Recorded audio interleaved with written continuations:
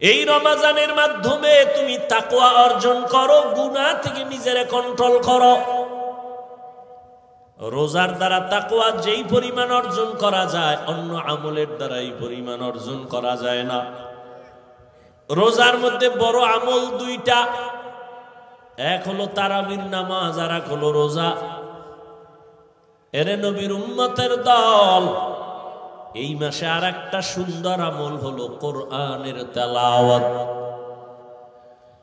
আমি আগেই বলছি, মনে থাকলে আবার বলেন, রমজানে একটা নফলের দাম কি একটাই না ফরজের সমান? একটা ফরজের দাম 70টার সমান। ও এলাকার মুসলমান যুবক বাবারা, মা বোনেরা, বৃদ্ধ বাবাজিরা, আগামী রমজান পাওয়ার গ্যারান্টি আছে। অতএব আমার অনুরোধ, এই রমজান যারা পাইছেন, পাবেন, আপনারা এই সময় নষ্ট করবেন না, নফল ইবাদত ছাড়বেন না। নফল ইবাদতের মাধ্যমে দাম কি হবে জানেন? কিয়ামতের দিন ফরজ আমলের যত ঘাটতি হবে সব নফল দ্বারা পূরণ হবে। অথচ আপনাকে কে জানি বয়ান দিছে নফল লাগে না, অথচ স্পষ্ট হাদিস, ফরজ আমলের ঘাটতি পূরণ হবে নফল আমলের দ্বারা। আর রমজানে একটা নফল ফরজের সমান। এই রমজানে নফল ছাড়বেন কেন? ও তারাবি পড়নেওয়ালা বাবারা, আপনারা নফল যত পারেন বাড়ায় পড়বেন, কমপক্ষে 20 রাকাত যেন তারাবি হয়। 8 রাকাত নিয়ে কেউ দ্বন্দ্বে যাইয়েন না, কোনো দূরত্ব নাই, ইবাদত আল্লাহর জন্য করবেন। যদি কেউ ওয়াদাই করে ফেলেন যে আমি 8 রাকাতের বেশি তারাবি পড়ব না, তার কাছে আমার মোহাব্বতের আওয়াজ হলো, ঠিক আছে মেনে নিলাম, আপনি 8 রাকাতই তারাবি পড়েন, তবে বাকি 12 রাকাতও পড়েন, নফল হিসাবে পড়েন। দেখবেন এই সওয়াব আর আগামী রমজানে আপনি পাবেন কিনা গ্যারান্টি নাই। অথবা রমজান পাইছেন, আপনি অসুস্থ, লাভ কি? ওই দেখেন না একদল, রমজান আইলেই বিপদ, মনে হয় অসুস্থতা বেড়ে যাবে। আছেন এরকম কিছু মানুষ? আজকে কেতাবে দেখছি, বড় এক বুজুর্গ পাকিস্তানের হাকিম আক্তার সাহেব রহমতুল্লাহ আলাইহি লেখছে। কি লেখছে জানেন? এক এলাকার মানুষ একেবারে আওয়াম, শিক্ষিত না, ওখানে হুজুরে গেছে ওয়াজ করতে, রমজান আইতে আছে, রেডি হও।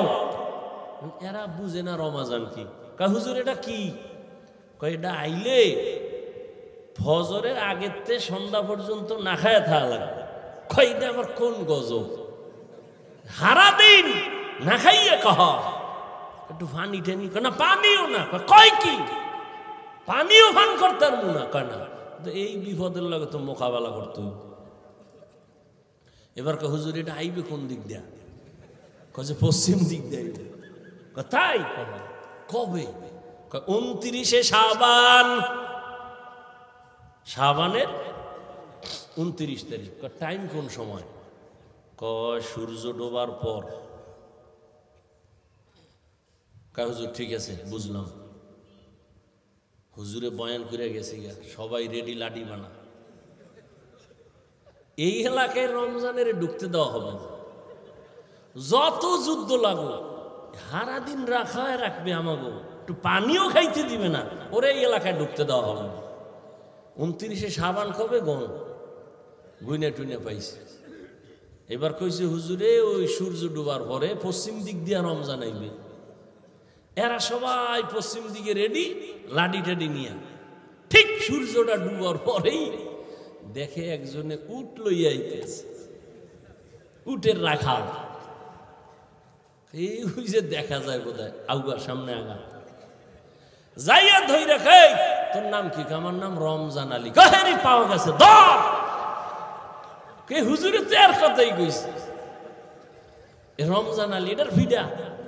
হারে ফিডা গণ ধোলাই, এটা মায়ের মুড়ি খাইয়া দৌড়। এটা জানে না যে আমার কি লিগে ফিডা, দৌড়। ফিডাই টিডাই কইছে এই এলাকায় ঢুকলে তোর রুহু আর লগে রাখবি না, খবরদার এই অন্য দিক দিয়ে দৌড়া, এলাকায় ভুলো আবি না। ঠান্ডা মাথায় সবাই আছে। হুজুরে কয়েকদিন পর আবার বয়া দেয়ছে রোজার পরে। কেউ ভাই রমজান কেমন কাটলো? কয় হুজুর রমজানের মাইরা আল্লাহর শুকর আমাকে এলাকায় ঢুকতেই দিই, বহু দূরে রাখছি, কিন্তু এই বিপদ, এই এলাকায় ঢুকতে দেওয়া হবে না। কিছু মানুষ এই রমাজান আইলেই কয় আমার অসুস্থতা বেড়ে যাবে, গ্যাস বেড়ে যাবে, অথচ পৃথিবীর সমস্ত চিকিৎসা বিজ্ঞানী একমত মানুষের সুস্থতার জন্য আল্লাহর দেওয়ার সর্ববৃহৎ এক ঔষধের নাম রোজা। আমাকে হুজুর গুড়া বাদ দাও, এমনি তো কানে ঢুকবে না, ওটা ওই যে নাকের উপরে দিয়ে একটা মশা উইরা যায় এইরকম হুজুর গো কথা। চিকিৎসা বিজ্ঞানীদের কথা কি করবা? সমস্ত চিকিৎসা বিজ্ঞানী একমত মানুষের জীবনের সুস্থতার মহা এক ঔষধ হলো রোজা। গত বছর হিন্দু এক ডাক্তার বিশাল এক আর্টিকেল লেখছে ফেসবুকে, আমাকে একজনে দেখাইছে, বিশাল রোজার কি শরীরের উপকার কি কি। এই জন্য রসুল শুধু রমাজান না, প্রত্যেক সোমবার বৃহস্পতিবারে রোজা রাখছেন। রোজা রেখে একটু কষ্ট লাগবে, দেখেন পরে অভ্যাস হয়ে গেল, শান্তি আর শান্তি। 3 দিন খাইবেন, 1 দিন রোজা, পুরা খানা দানার বডি ব্যালেন্সে চলে আসবে। আবার 2 দিন খাইবেন, আবার রোজা, পুরা বডি ব্যালেন্স। সুস্থতার জন্য রোজা, বিকল্প কোনো ঔষধ নাই। আর এক ঔষধ রাতের ঘুম। রোজা যারা রাখবেন এগো কি উপায়? আফসুস, আপনিও মুসলমান, আমিও মুসলমান, আপনার আল্লাহ আমার আল্লাহ এক, নবী এক, কোরআন এক, কাবা এক, ধর্ম এক। এরে যুবক, আপনি রোজা রাখতে চান না, আপনার ছেলেও চায় না, মেয়েও চায় না। আল্লাহর শুকর, আমাদের ছোট ছোট বাচ্চারা রোজা রাখবে। সাহারিতে যদি না উঠাই, পরের দিন খায় না, রাগ কইরা উঠাইলাম না কেন? আর আপনার 20 বছর ছেলে মেয়ের বয়স রোজা রাখে না। আম্মা জান মাঝে মাঝে কয় ও 2-1টা রোজা রাখবি। বাবা একা খবরদার রোজা রাখায় না, চেহারাটা নষ্ট হয়ে যাবে। ওই আব্বাজানকে জিজ্ঞাসা করি, সারা রাত মোবাইল চালাইয়া যেই ছেলেটার চেহারা নষ্ট হলো, বলেন কোন মেডিসিন দিয়া ভালো করবেন? এখনো অনুরোধ করে বলছি রে যুবক, ও পর্দার আড়ালের আম্মা জানেরা, বোনেরা, ও বৃদ্ধ বাবাজি, কয়দিন আর দুনিয়ার বাহাদুরি? চোখের সামনে কত লাশ। কই আমরা যে নবীর আদর্শ মেনে টুপি পরলাম, দাড়ি রাখলাম, নামাজ পড়ি, পর্দা করি, হালাল খাই, কই আমাদের তো সম্মান কমে নাই, না খাইয়াও মরি নাই। করোনার সময় স্কুল বন্ধ, কলেজ বন্ধ, চাকরি বন্ধ, ব্যবসা বন্ধ, ফ্যাক্টরি বন্ধ, কিন্তু কোরআনওয়ালাদের একটা মাদ্রাসাও বন্ধ হয় নাই।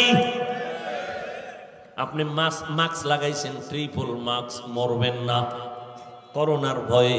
আর এই দেশের লাশগুলো করোনার লাশ, হুজুরেরা কান্দে নিল, জানাজা পড়াইলো, গোসল করাইয়া দাফন করলো, একজন হুজুরেও করোনায় মরে না।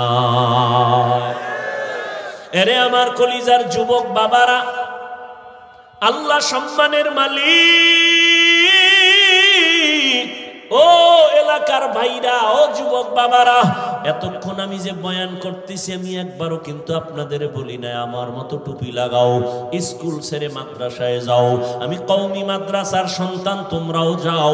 আমি তাবলিগের লাইনের সন্তান, তুমিও তাবলিগে যাও। একবারও বলি নাই আমি পীরের মুরিদ, তুমিও পীরের কাছে যাও। একবারও বলি নাই। বরং আমি বলতে চাই যুবক, তুমি স্কুলে পড়ো, আমি হাফিজুর রহমান তোমাকে ধন্যবাদ দিয়ে গেলাম, দোয়াও করে গেলাম। তুমি স্কুলে পড়ে ডাক্তার হও, কলেজে পড়ো, ভার্সিটিতে পড়ো, তুমি ইঞ্জিনিয়ার হও, প্রফেসর হও, তুমি একজন সাংবাদিক হও, ওসি ডিসিএসপি হও, আমি দোয়া করে গেলাম, অন্তর থেকে বলছি। তোমার মাদ্রাসায় যাওয়া লাগবে না, তুমি একজন ব্যবসায়ী হও, চাকরিজীবী হও। তবে আমি হাফিজুর রহমানের একটা ছোট দাবি, বিদায় বেলা তোমাদের কাছে, বেয়াদব হইও না রে বাবা। তোমার ব্যবহারে কোনোদিন যেন মা বাবা কষ্ট না পায়, তোমার আচরণে কখনো যেন আলেম কষ্ট না পায়, তোমার ব্যবহারে কখনো শিক্ষক যেন কষ্ট না পায়। কারণ মা বাবা যদি কষ্ট পাইয়া মনে দুঃখ নিয়ে বলে একটা নিঃশ্বাস ছাড়ে, ওই নিঃশ্বাসটা তোমার জন্য একটা আগুন। ওই আগুনটা যদি তোমার কপালে লেগে যায়, মরার আগে তোমার জীবন বরবাদ হয়ে যাবে। তোমার মতো যুবক, তোমার আচরণে শিক্ষক যদি কষ্ট পাইয়া দুঃখের নিঃশ্বাস ফেলে বলে এই কষ্টের নিঃশ্বাস যদি তোমার কপালে লাগে, তোমার লেখাপড়া ধ্বংস হয়ে যাবে। আলেমের দুঃখের নিঃশ্বাস যদি লাগে, চরিত্র নষ্ট হয়ে যাবে। এজন্য বললাম, হে যুবক, স্কুলে পড়ো, কলেজে পড়ো, চাকরি করো, ব্যবসা করো, মা বাবার দোয়া নিয়া, শিক্ষকের দোয়া নিয়া, উলামায়ে কেরামের পরামর্শ নিয়া, নবীর আদর্শ মেনে জীবনটা চালাও। এবার বাস্তবে একটু তাকায় দেখো তো, তোমার মতো যুবক জীবনে মাদ্রাসায় পড়ে নাই, স্কুলে পড়ে, কলেজে পড়ে, সত্য কথাটা স্বীকার করো। তোমার মতো যুবক জেনারেল লাইনে থাইকাও নামাজ পড়ে, বলো আসেনি? তোমার দুই পায়ে হাত রেখে বলছি, বেয়াদবি মাপ চাই, রাগ করো না। বলো, তুমি মেধা আছে, বিবেক আছে, পশুকে আল্লাহ বিবেক দেয় নাই, তুমি বলো। তোমার মতো যুবক যদি স্কুল কলেজে পড়িয়া নামাজ পড়ে, বলো তুমি কেন পারো না রে বাবা? তোমার কি সমস্যা বলো? মা বাবার কি অভিশাপ লাগছে তোমার কপালে? আমার তো মনে হয় তাই। নাইলে অভিশাপ না লাগলে তোমার মতো যুবক যদি কলেজে পড়িয়া নামাজ পড়ে, বলো তুমি কেন পারো না? তোমার মতো যুবক যদি রাস্তায় গাড়ি চালায় নামাজ পড়ে, তুমি কেন পারো না? তোমার মতো যুবক র্যাব, আর্মি, পুলিশ, বিডিআর এর চাকরি করে নামাজ পড়ে, বলো তুমি কেন পারো না? তোমার মতো যুবক ডাক্তার, প্রফেসর, ইঞ্জিনিয়ার 5 ওয়াক্ত নামাজ পড়ে, বলো তুমি কেন পারো না? তোমার মতো যুবক নদীর মধ্যে মাছ ধরে, নামাজ ছাড়ে না, ময়দানে কৃষি কাজ করে, নামাজ বাদ দেয় না, বলো তুমি কেন পারো না রে বাবা? আল্লাহর কসম, আল্লাহ তাআলা তোমাকে বারবার ডাকে, তওবা করো। কয়দিন আর গুনাহ করবা, কোন দিন হায়াত শেষ হবে জানা নাই। চক্ষু বন্ধ করে একটু গবেষণা করো, ভাবো, দেখো করোনার মধ্যে যুবকের লাশ, ছাত্র জনতার আন্দোলনে দেখো যুবকের লাশ, যত লাশ দেখি শুধু যুবক আর যুবক, পানির নিচে, গাড়ির নিচে, ঘুমের বিছানায় যুবকের লাশ। কয়দিন আর বাহাদুরি করবা? জীবনে তো গুনাহ মনের জাল মিটাইয়া কম করো নাই। মনে চাইছে দাড়ি রাখবা না রাখো নাই, মনে চাইছে নামাজ পড়বা না পড়ো নাই, মনে চাইছে পার্কে যাবা দৌড়ায় গেছো, কারো বাধা তুমি মানো নাই। এখনো কি তওবা করবা না রে বাবা? মনটাকে শুধু একটা কথাই বুঝাও, এরে মন, তোমার মতো যুবক যদি জেনারেল লাইনে থাকিয়া চাকরি করে, ব্যবসা করে, লেখাপড়া করে, নামাজ পড়ে, তুমি কেন পারবা না রে বাবা? এখনো সময় আছে, তওবা করে নাও। আমার আল্লাহর কাছে মনে মনে বলো, ও দয়ার মালিক, জীবনে তো কম দাড়ি কাটি নাই, নামাজ কম সারি নাই, বেপরদায় কম চলি নাই। ও আল্লাহ, কয়দিন আর গুনাহ করব, কোন দিন আজরাইল আসবে তাও জানা নাই। তওবা করিয়া নাও, এই বরকতের মাস আর পাবা কিনা জানা নাই। ওই মায়ার নবীর আদর্শের মালা গলায় লাগাও, ওই রহমতের নবীর মালাটা গলায় লাগাই। ওরে যুবক, নবীর আদর্শের মালা গলায় লাগাইয়া কত বিধর্মী কালেমা পড়িয়া মুসলমান হয়ে গেল। আমার নবীর আদর্শ এত সুন্দর, যেই নবীর আদর্শের পাগল উড়ন্ত পাখি একটা গর্তের পিপিলিকা পর্যন্ত আল্লাহর কাছে দোয়া করে, আরজি করে, হে আল্লাহ, তুমি আমার একটু মদিনা দেখাও, আল্লাহ তোমার ঘর দেখায় দাও। আমার আল্লাহ অর্ডার দিছে, ও কবুতর, অমুক এলাকায় যাইয়া অমুক পিপিলিকাটাকে পায়ের সাথে লাগাইয়া মক্কা দেখায় দাও, নবীর রওজাটা দেখায় দাও। মদিনার নবীর রওজার এত মুহাব্বত, ও নবীর আশিক, ও পর্দার আড়ালের আম্মা জানেরা, বোনেরা, আপনাদের কত ধন্য জীবন। আপনারা নবীদের মায়ের মতো দামি মা, সাহাবায়ে কেরামদের মতোই তো আপনারা নারী, হাফেজে কোরআনের মায়ের মতোই আপনারা দামি। আপনারা তো আয়েশা রাদিয়াল্লাহু আনহার মতো নারী, ফাতেমা রাদিয়াল্লাহু আনহার মতো নারী। খাদিজা রাদিয়াল্লাহু আনহার মতো নারী কয়দিন আর দুনিয়ায় বাঁচবেন রে মা? একটা সন্তানকে আদর্শ ডাক্তার বানায় যান, আদর্শ ইঞ্জিনিয়ার বানায় যান, আদর্শ প্রফেসর বানায় যান। আপনার মতো কত নারী এই এলাকায় এখনো আছে, বেপরদায় চলে না, নামাজ ছাড়ে না, স্বামীর মাল হেফাজত করে, সন্তানগুলো আদর্শওয়ালা বানানোর মেহনত করে, মা বাবা সন্তানের পেছনে মেহনত করে, বেপরদায় চলে না, স্বামীর মাল নষ্ট করে না, মোবাইলে সময় নষ্ট করে না। এরে আম্মা জানেরা, এখনো কি আপনারা তওবা করতে পারেন না? আল্লাহকে বিনয়ের সাথে বলেন মনে মনে, হে আল্লাহ, জীবনে আর নামাজ ছাড়বো না, বেপরদায় চলবো না, মোবাইলে সময় নষ্ট করব না, স্বামীর মাল হেফাজত করব, সন্তানগুলো আদর্শবান বানানোর চেষ্টা করব। রহমতের নবীর মোহাব্বত আর আদর্শ অন্তরে লালন করিয়া, ও বৃদ্ধ বাবাজি, আপনার মতো কত বুড়ারা মসজিদে গিয়া নামাজ আদায় করে 5 বেলার, আপনারা কেন পারেন না? রহমতের নবী এত কষ্ট জীবনে করেছেন, বিদায় বেলা নবী অসুস্থ, সাহাবীদের কাঁধে ভর দিয়ে নবী জামাতে হাজির হয়েছেন, নবী নামাজ ছাড়েন নাই। এরে নবীর উম্মতের দল এত কষ্ট নবী করিয়া উম্মতের শিক্ষা দিয়া গেলেন। ওই নবীর আদর্শ সারা কিয়ামত পর্যন্ত এই জীবনে কখনো শান্তি আসবে না, সম্মানও আসবে না। নবীর জন্য যদি জঙ্গলের প্রাণীরা পাগল হয়ে যায়, রহমতের নবীর দেখলে যদি পেটের ক্ষুধা নিবারণ হয়, আল্লাহর নবীর আশিক জগৎ বিখ্যাত ইমাম মালিক রহমাতুল্লাহ আলাইহি মদিনাতুল মুনাওয়ারায় হাঁটে চলে, জুতা পায়ে পড়ে না, একমাত্র কারণ রহমতের নবীর কদম কোথায় লাগলো, আমি জুতা পরিয়া ওই বেয়াদবি করতে পারবো না। কারণ মদিনার ধুলা নবীর আশেকের চোখের সুরমা। এরে নবীর উম্মতের দল, এজন্য আশেক মদিনার নবীকে দেখার জন্য কাঁদে আর আল্লাহর কাছে বলতে থাকে, আরবের পূবাল হাওয়া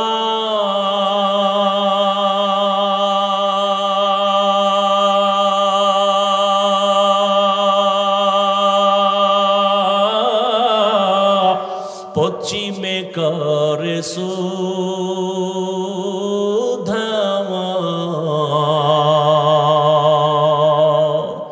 এই গরিবের দুঃখী সালাম, এই গরিবের দুঃখী সালাম, পৌঁছে দিও মদিনায়, মদিনা যাইতে পারলাম না, মদিনা দেখতে পারলাম না। আমি অসহায় তাই এত দূরে রই, আমি অসহায় তাই এত দূরে রই, শুধু সালাম জানাই মদিনা যাইতে পারলাম না, মদিনা দেখতে পারলাম না। মদিনা নাম কত সুন্দর,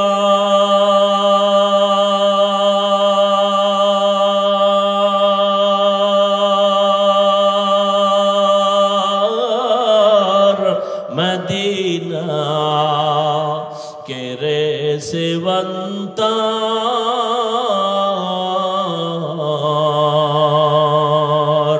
পাখির ন্যায় ডানা থাকলে, পাখির ন্যায় ডানা থাকলে যেতাম মদিনায়, মদিনা যাইতে পারলাম না, মদিনা দেখতে পারলাম না। এরে আল্লাহর বান্দারা, ওই মদিনার মোহাব্বত অন্তরে জমা করে এখনো সময় আছে, তওবা করো আর আমার মালিকের ডাকো আর বলো, হে মালিক আর নামাজ ছাড়বো না, দাড়ি কাটবো না, বেপরদায় চলবো না, মা বাবার সাথে বেয়াদবি করবা না রে যুবক। ওলামায়ে কেরামের দোয়া নিয়া, শিক্ষকের দোয়া নিয়া, নবীর আদর্শ মেনে চলবা। মরিয়া গেল আর নামাজ ছাড়বা না, রোজা ছাড়বা না, গুনাহ করবা না। তওবার নিয়ত যদি অন্তরে থাকে রে যুবক, যাদের অন্তরে তওবার খাঁটি নিয়ত আছে, দুটো হাত আমার আল্লাহকে দেখাইয়া দাও। আয় আল্লাহ, হাতগুলো কবুল করে নেন, তওবা কবুল করে নেন, তওবার উপরে মজবুত হইয়া চলার তৌফিক দান করেন, আমিন। আলহামদুলিল্লাহি রাব্বিল আলামিন, ওয়াসসালাতু ওয়াসসালামু আলা সাইয়্যিদিল আমবিয়াই ওয়াল মুরসালিন ওয়া আলা আলিহি ওয়া আসহাবিহি আজমাইন। ইয়া আরহামার রাহিমিন,